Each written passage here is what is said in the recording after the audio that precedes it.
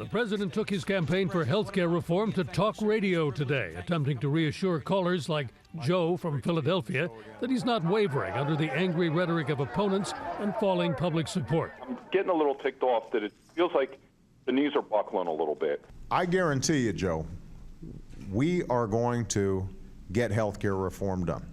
You know, passing a big bill like this is always messy. That's an understatement. Top Democrats in Congress today confirmed that they are considering splitting the bill into two parts. Reforms on which there's general agreement, such as making insurance portable and requiring companies to take customers despite pre-existing conditions, would go into one bill. The more expensive and controversial changes, such as the public option, would go into a separate bill, one which the Democrats could pass with a simple majority and no Republican votes. The public insurance option has become controversial. The president says he would still like to have it. We're happy to make sensible compromises. But when it comes to a public option, compromise doesn't seem possible in the House. Hey, there's no way I can pass a bill in the House of Representatives without a public option. Congressional leaders say they're still trying for a bipartisan bill, but that they are determined to get something done this year by any legislative means necessary.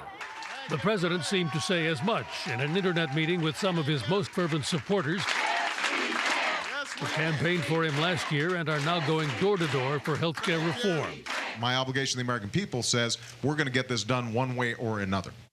But the longer the debate drags on, the more unlikely it becomes that any bipartisan bill will ever get health insurance reform. And look for the argument to heat up when the president and Congress return from their vacations next month. Jeff? Bill Plante at the White House tonight. Bill, thank you.